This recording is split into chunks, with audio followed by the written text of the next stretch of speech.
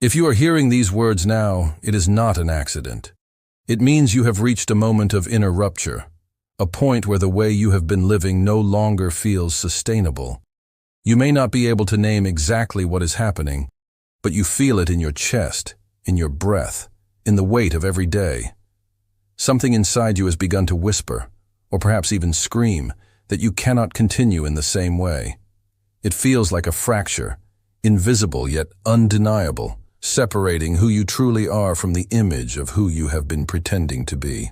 This moment is inevitable in the human journey. Some reach it earlier, others later. Many ignore it altogether, sedated by distractions, comforted by routine, or paralyzed by fear of change. But a few, like you, cannot silence it any longer. What appears as collapse is, in reality, a beginning. Carl Jung called this individuation, the process by which the soul refuses to live under masks, lies, and roles that no longer fit. It is a summons to authenticity. It is the refusal to remain asleep. You may be in a relationship that feels hollow, where you give more than you receive, slowly drained of energy. Or perhaps you are in a job that secures your finances, but quietly suffocates your spirit.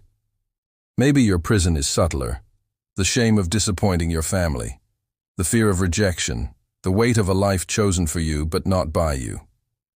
Jung warned us that the greatest danger of modern life is not chaos or disorder, but unconscious conformity.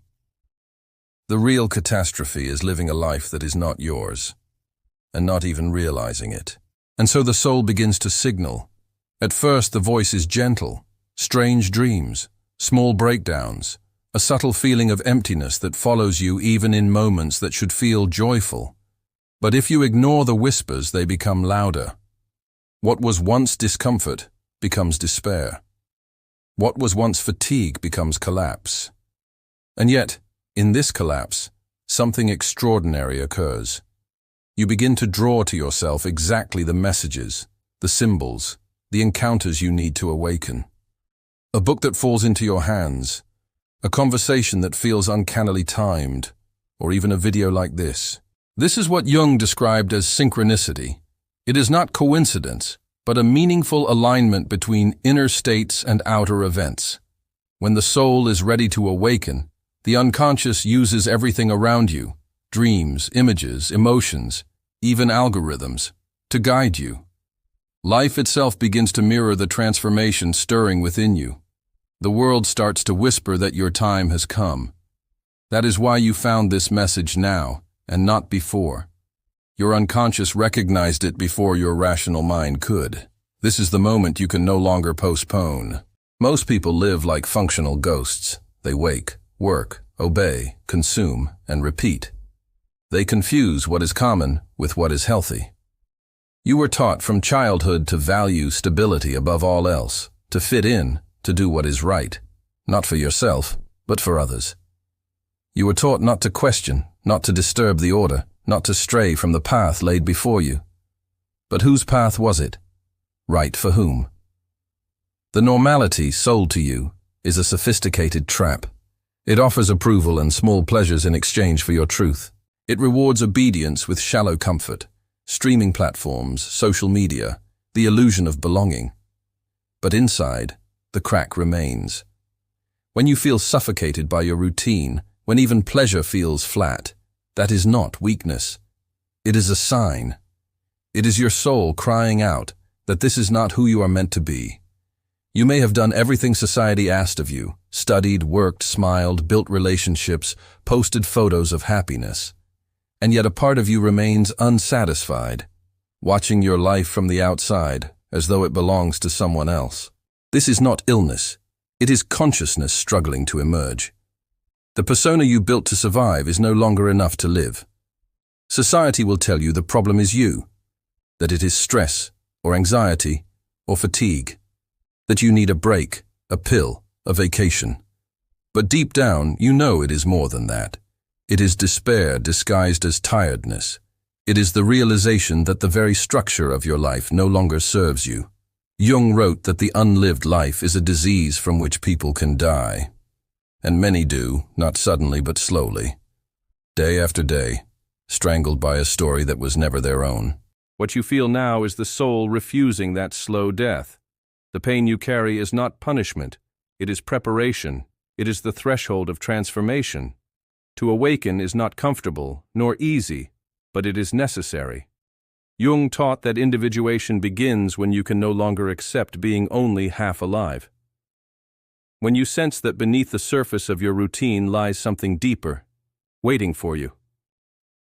This moment is not about fixing yourself. It is about freeing yourself. The emptiness, the fatigue, the crises, they are not obstacles. They are signals. They are the path. Every process of transformation requires a leap. Not a leap of the body, but of the psyche. The moment comes when you must abandon the story that has kept you safe, even if miserable, and step into a version of yourself you do not yet fully know. This is the most terrifying point of all. Jung compared it to confronting the inner dragon, the archetype of fear, doubt, and resistance that appears whenever you are about to change. The dragon tells you that you are not ready, that you will lose everything, that you will disappoint others. It shows you visions of failure to keep you from moving forward, because it knows that if you leap, it dies. And yet, the fear you feel now is not a sign to retreat. It is the greatest proof that you are standing exactly at the right threshold. Fear guards the doorway to authenticity. On the other side of fear is life itself. Real life, not survival, not appearances, not conformity, but presence, meaning, and freedom. No one feels 100% ready to leap. No one arrives with full confidence. You leap trembling, doubting, even crying. But you leap because you can no longer stay where you are. At this moment, another truth becomes clear. No one is coming to save you. Not a guru, not a partner, not a therapist, not even a video. There will be no savior.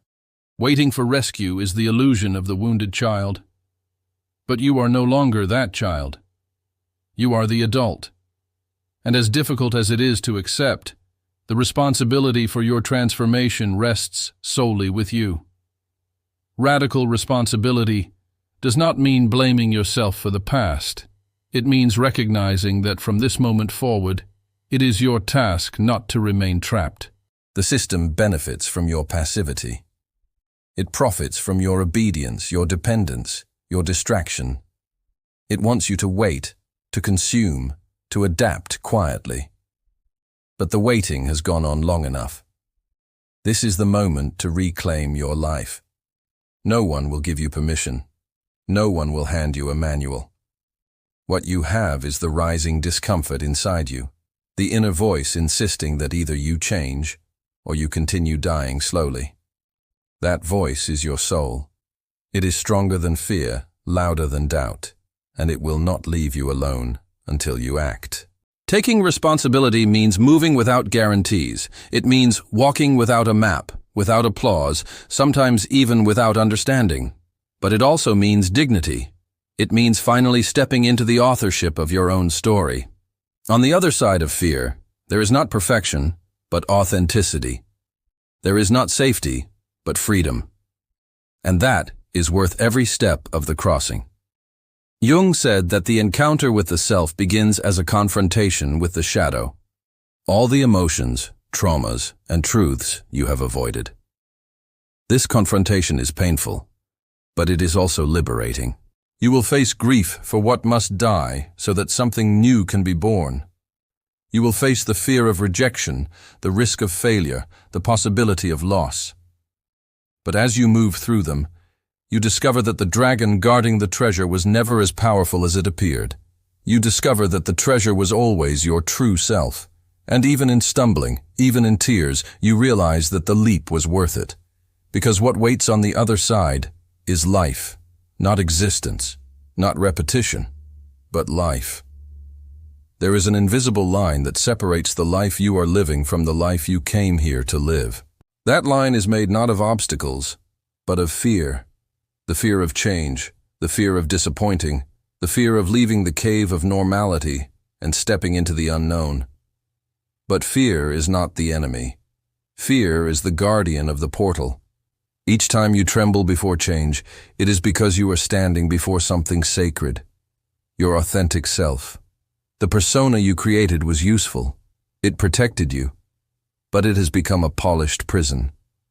The key to leaving it behind lies precisely where you least want to look, inside the fear, inside the emptiness, inside the pain. And you know this already. You know because even as you listen now, a part of you recognizes these words as meant for you. Not for anyone in general, but for you. The time is not someday. The time is now. There will be no clearer sign than the one you already feel within. No rescuer, no manual, no perfect moment. Only choice.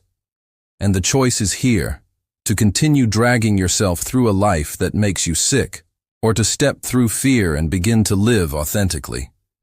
If you choose to cross, it will not be easy. It will not be painless, but it will be real, and for the first time, it will be yours. So take this as the mark, the symbol, the invitation, not from me, but from yourself. The part of you that has waited patiently, whispering, until you could finally hear. Now it is speaking loudly, and you cannot ignore it. The question is no longer whether you are ready. The question is whether you will continue postponing your own life, or whether you will cross. Because once you take that step, nothing will ever be the same. And that is exactly the point.